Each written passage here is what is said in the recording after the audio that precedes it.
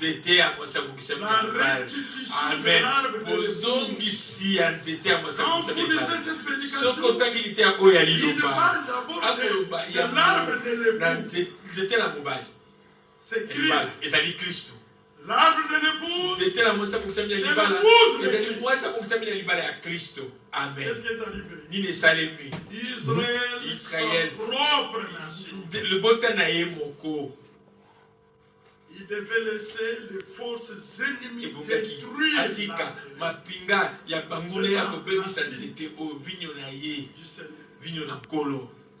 La vigne avait des fruits. Vinyo ezalaki na mbuma. Avait des feuillages. Ezalaki na kasa. Avait des corps. Ezalaki na poso ya nzete. Avec le racine. Na misisa na kati. Une vigne en bon état. Vinyo peza ya malamu kitoko. Kasa ya bubesu ya malamu. Maintenant, l'ennemi est venu. Suivez-moi bien. Ce n'est pas quatre ennemis différents. C'est le même. Mais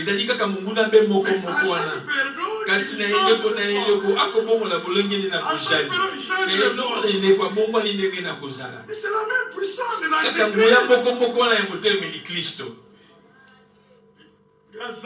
Gazam a détruit les fruits. Sauterelle mange le feu. Il a rongé le feu. Mais le feu c'est quoi? Quand il y a beaucoup de feu, il y a l'ombrage. L'ombrage c'est la communion. Le diable a attaqué la communion. Celui qui était au début de l'église. Le jour de la Pentecôte. Les ailes pour la parole. La communion fraternelle. Le repas du Seigneur. Et tout se retrouvait pour la prière. Maintenant, la sauterelle a dévoré le feu. Le gélec a dévoré les corps.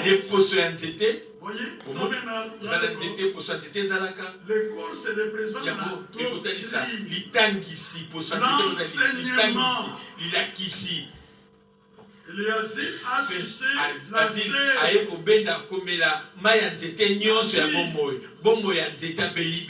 Maintenant, qu'est-ce qui est arrivé? Lorsqu'il a commencé à attaquer au-dessus, mais il y a la sève qui est allée dans le racine. Et dans la racine, il y avait la promesse de la restauration. Il a attaqué au-dessus. Et dans le racine, il n'est pas allé. Dieu avait un secret. Cet arbre doit être restauré. C'est la même chose avec l'église. Amen. Il a commencé le jour de la Pentecôte. Il n'y avait aucun faux frère. Aucun hypocrite. Il y a eu un couple hypocrite. C'est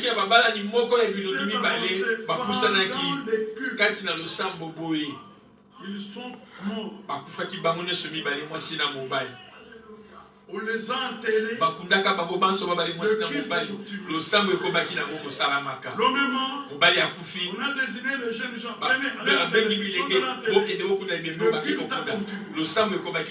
Sa femme, comme vous savez, en église en retard. Il n'est venu jamais à l'église. La femme est venue des heures après.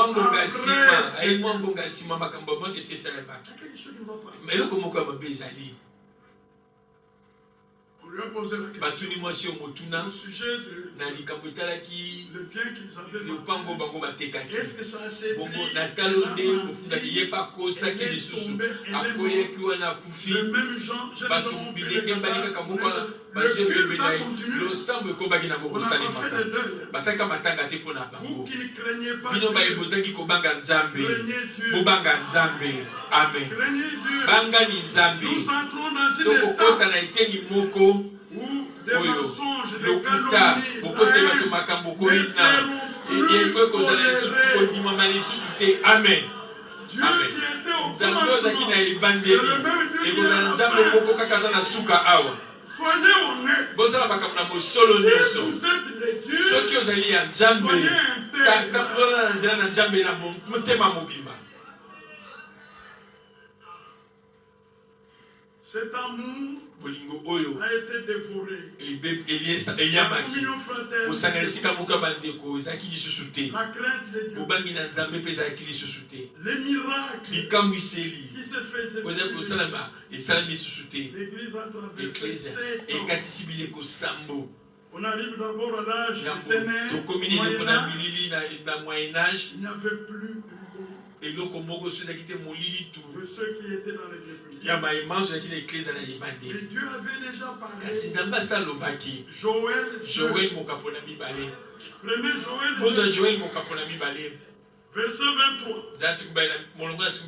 Joël 2, verset 23. Et vous, enfants de Sion, soyez dans l'allégresse et réjouissez-vous en Éternel votre Dieu, car il vous donnera la pluie en son temps. Il vous enverra la pluie de la première et de l'arrière-saison pour votre foi. Amen. Suivez 24. Les airs seront remplis de bilanga et bitalana mina kotona na les muma livres égorgeront de mou. bibombelo bokotona peza na mafuta pe na Je vinyo vous remplacerai. ngai nakozongisela bino Les années qu'on dévorait bambula nous oyo soterele les aliaki Gélé, Azi pe Gazam ma grande armée mampinga na nga que monene j'avais envoyée contre oyo vous. natindaki kobundisa Vous bino mangerez bokolia et vous vous pe rassasierez bokotondo et penza vous célébrerez le pe nom de l'Éternel bokozonzola votre Dieu kombo na yawe nzambe qui na aura bino fait pour vous des oyo akozala po asali prodiges. mpo na bino mikambo na kokamwa Et pe mon peuple bota na ngai ne sera plus ekozali jamais ata moke te dans la confusion. kati na mobulu to na bulu yeke amen. En rapport avec la restauration, na botele le bozosala Seigneur nyonso annonce kolo 2 actions. akosakola makambo mibale Il donne 2 promesses. akopesa bilaka mibale La première promesse, elaka na liboso la pluie de la première saison. mbula na elanga na liboso Ne confondez pas les deux. botya mobulu te kati ya mbula oyo mibale C'est tout à fait différent. mbula yango mibale ekeseni na manso. La deuxième action mosala na mibale et la dernière, mpe ya suka la pluie de ezali l'arrière-saison. mbula na elanga na suka. 2 actions, bisala mibale 2 promesses. bilaka mibale. Qu'est-ce que la pluie de la première saison? mbula na elanga na liboso nde nini? Moi, je suis toujours attiré par l'agriculture. ngai makambo ya kolona ebendaka ngai ntango iso. La saison arrive, eloko ya kolona ekoki on doit planter le maïs, les ekoki arachides, kolona masango to nguba les haricots. to mpe madesu. Premièrement, on ya choisit. liboso bakopona nano mabele to esika ya boloni yango On travaille les terres. bakobalola mabele On laboure. bakobalola mabele bakolongola matiti mabe On herse les terrains. bakotia mabele te ebongisama mpona koyamba momboto Alors, bongo nsima il y a la pluie, la première. mbula nelanga na liboso ekonokaka C'est pour humecter le sol. ezali mpona kopolisa mabele kokotia mai na On mabele peut s'y apporter po la ete bakende semence. kokona kona to momboto na mabele oyo Quand on a amené la semence en terre, ntango basi batie kona to momboto na mabele la pluie continue. mbula ekokoba konoka kaka mbula ebanda konoka Tomber. mbula ekokoba nango kaka Ce n'est konoka pas un jour. mbula Non. ekonoka kaka mbala moko mpe mokolo moko te mbula ebandaka konoka Pour nokaka faire po ete grandir ekolisa ebotisa les plantes. nzete to kona oyo eza na mabele. Ça arrive au point où on donne des fruits, ekokoma ti ebimisi mbuma des petits fruits. mbuma ya mike Maintenant, sika on passe à une autre étape. ekolekana eteni mosusu C'est l'étape de la pluie de ezali l'arrière-saison. eteni na mbula na elanga na suka. La pluie de l'arrière-saison, mbula na elanga na suka ce n'est pas pour semer. ezalaka mpona kolona te On a semé basi oloni pendant la pluie de kati la na première mbula na elanga na saison. liboso. Maintenant, écoutez-moi. sika boyokanga malamu Lisez parole par lancement sur lui. Tanga lilobeloba mi momboto na ibadeli penza. C'est le résumé de tout le message. Amen. Ezali na bokuse na sango mobimba oyo nzamba pesi. Amen. Tanga ni lite ya wana na liloba.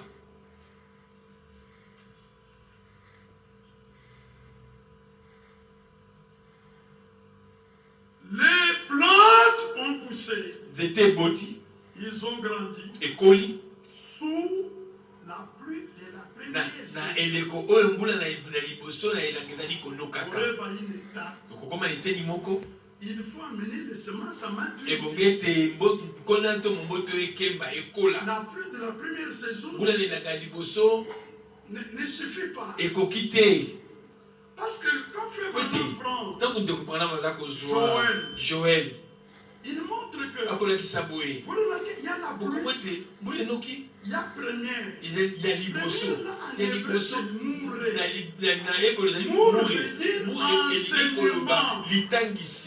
Prédication. Parce que dans les prédications, on apprend à connaître la volonté de Dieu. On se conforme à la volonté de Dieu. Maintenant, il y a une étape qui vient. C'est Dieu seul qui doit intervenir dans la pluie de la saison pour amener les semences à maturité. Est-ce qu'il y a une confusion là? Pas de confusion. Prenez Zacharie 10.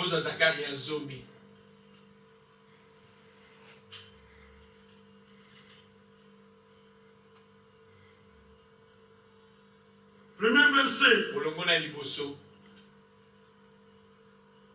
Demandez au Seigneur. Demandez au Seigneur. La pluie. La pluie du printemps. L'Éternel produira des éclairs. Quand il pleut, il y a des éclairs. Tout le monde ne voit pas. Quand il pleut, il y a des éclairs. Tout le monde ne voit pas. Mais si vous dites que suivre les retransmissions, c'est la dernière action de la pluie de la mienne. Montrez-nous les éclairs. Vous devez fermer vos bouches. Ceux qui contredisent la parole de Dieu. Où sont les éclairs?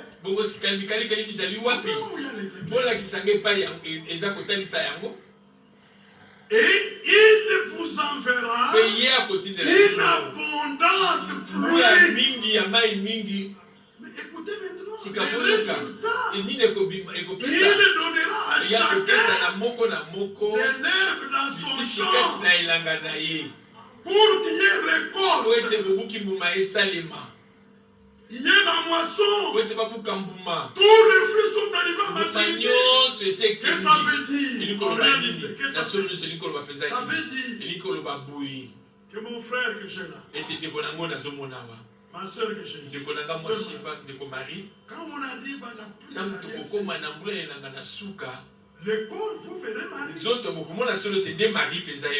Mais les pensées, les paroles, les actions,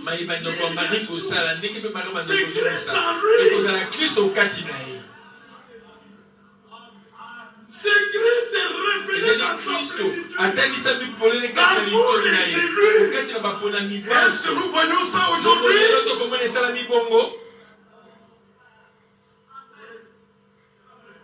Maintenant on prêche l'amour. Maintenant on prêche l'amour. Ici on prêche la grâce de Dieu. Nous les vivrons automatiquement. Comme les chrétiens n'ont vécu au début de l'Église.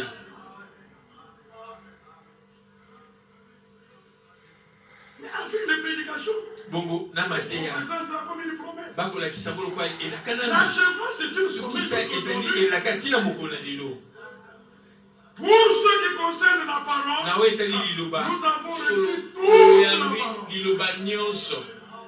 Et tant que cette action n'a pas encore eu lieu, tango nyonso mosala no nous lisaleli ferons te parole sur takozala parole. be liloba likona Nous liloba. écoutons Franck, nous Tokoyoka écoutons Franck, Branham, tokoyoka nous Branham, écoutons toyoki William, William Patti, Patti, Jean Kanina, Jean-Pierre Moussala, Jean-Pierre tous les hommes de Moussala, Dieu. basali ya Nzambe Nous les nyonso écouterons. tokomaka koyokaka yokaka bango. Parce que ce n'est pas un problème d'un Ote seul eza likambo ministère. ya mosali be moko te te. Dieu n'est pas comme ça. Nzambe aza lolenge wana te.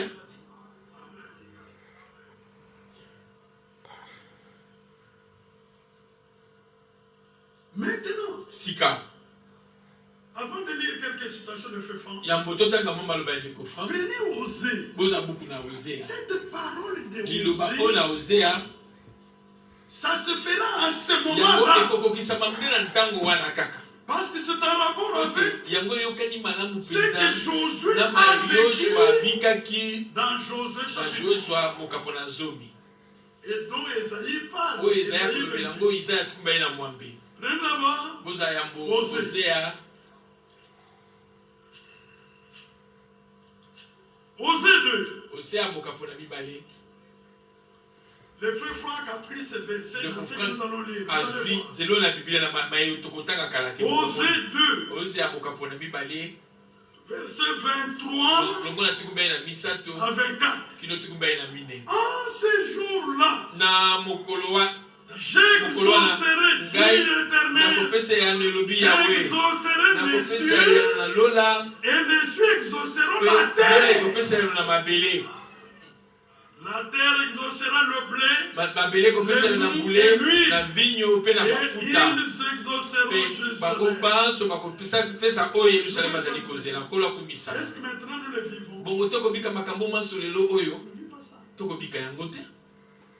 Où est le surnaturel qui a été promis? Wapi maeleki mai na bomoto esila C'est ekolakama encore une promesse yango etikali ti sika dans le elaka na ye message kati na sango biblique au temps de na la biblia na fin. ntango na suka Le temps doit venir ntango ebongi ekoka où Dieu oyo va nzambe confirmer ces akondimisa choses. likambo oyo Ce sera un temps exceptionnel. ekozala ntango eleki mai na bomoto ekesela matango iso Et quand cette histoire arrivera, me ntango likambo ekosalema allez lire les prédications que j'ai données là. bokende botanga mateyo na lobi kolo akolakisa epa na ndeko Branham Quand ce temps arrivera, ekokoka eleko wana les dénominations mabongiseli na bato vont coaliser bakosangana esika moko pour faire pression ete sur l'époux. bango babundisa mwasi abongisami na libala mpona nini mpo ete Il n'y aura que des vrais ekozala miracles parmi le na peuple. mikapiseli ya solosolo kati na mwasi Et comme toutes les églises cherchent des miracles, lokolaka babongiseli mwasi les gens bakobiseli vont courir vers bango nous. bakokima epai na biso bakoya Leurs chefs, bongo bakonzi na bango na bangomba ils vont se coaliser bakosangana bakoyoka na banso pour faire pression po sur ete nous. babundisa Le Seigneur dit à Frère Branham, akoyosa ndeko Branham boye pour ceux qui vivront en ce mpona baye temps, bakobika na ntango quand wana vous verrez la ekomona pression, bino te makambo alekeli bino makasi j'arrive alors. ngai bamoko na koya amen. Où est la pression? Si c'est la bongo dernière lelo action. oyo soki nde mosala suka yango oyo wapi Quand etumba yango balobeli à la dernière na action, mosala suka il n'y aura pas des hypocrites dans ekoza l'église. so bato na bilongi mibale te kati na Il n'y aura pas de eklesa faux ministres ekozala dans kote na l'église. basali na lokuta kati na Dieu eklesa na va les nzambe chasser nzambe tous. akobenga na bango banso kati na eklesa na ye Esaïe 60, isaya tuku il n'y motoba aura que des ekozala mpe juges na bayenge bene parmi mon kati na peuple. libota na ngai C'est cette ambiance-là que nous na serons levés. lolenge wana nde biso tokokelela linetwa amen. Esaïe 28. Isaya atumba ye na mwambe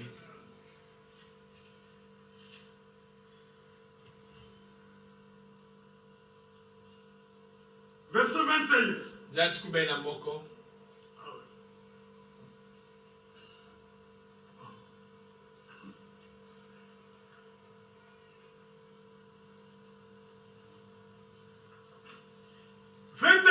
tukumba ye na moko molongo na tukumba L'Éternel pate yawe se lèvera comme akotelema à la lisusu montagne de lokola na Pérasim. ngomba na Peratsim Il s'irritera comme dans la vallée de Gabaon pour faire son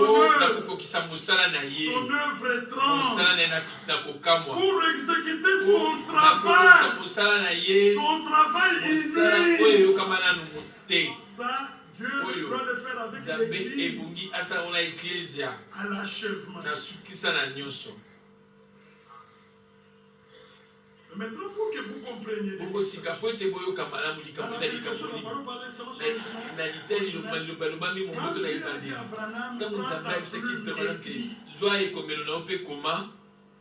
le Seigneur lui dit,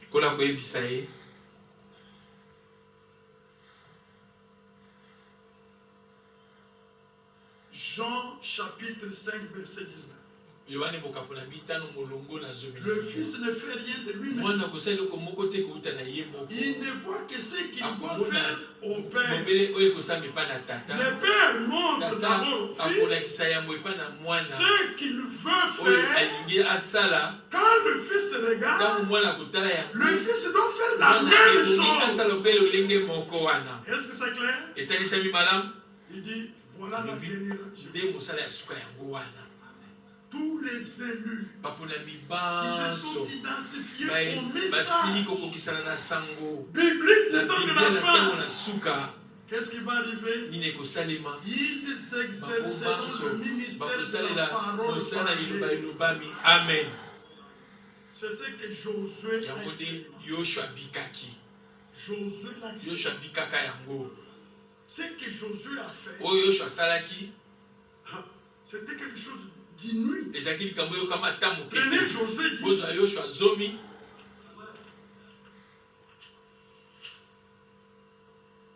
Verset 12 à 14. Alors Josué, c'est une bataille à Gabaon. Alors Josué parla à l'Éternel. Le jour où l'Éternel les livra, le jour où l'Éternel livra les Amoréens aux enfants d'Israël. Il dit en présence d'Israël. Qui dit, ce n'est pas Dieu, c'est Josué. Il dit en présence d'Israël, sonnez, Josué, il y avait la guerre. Il faut finir avec les ennemis. Parce que c'est la nuit, ils vont chercher où fuir. On va mettre la main sur les tous. Josué s'est tourné sonnez, arrête-toi sur Gabaon. Et toi, lui, arrête-toi sur la vallée d'Ajalon. Et résultat, et le soleil s'arrêta. Et la lune suspendue sa course jusqu'à ce que les nations aient tiré vengeance vers ses ennemis. Cela n'était-il pas écrit dans le livre des Juges? Le soleil s'arrêta. Suivez-moi bien. Le soleil s'arrêta au milieu du ciel. Et ne s'arrêta point de se coucher presque tout un jour. À l'ordre de Josué, le ciel a obéi. Mais Josué avait quelle autorité? L'autorité du Christ. Cela se fera dans l'église épouse. À la dernière action. Verset 14. Il n'y a point eu des jours comme celui-là. Ni avant, ni après, où l'Éternel a écouté la voix d'un homme. Car l'Éternel loué soit le Seigneur. Si nous sommes dans la dernière action, c'est naturel de Dieu. Où est ce pouvoir? Montre-moi ce pouvoir. Montre-le-moi.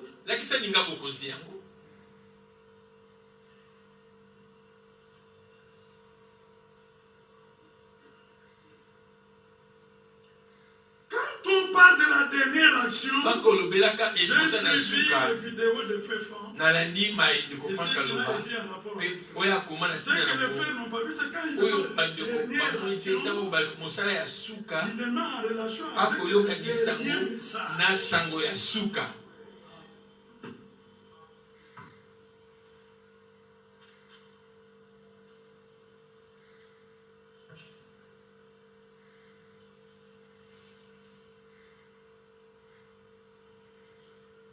On t'a vu la fin, mais cette montre ici,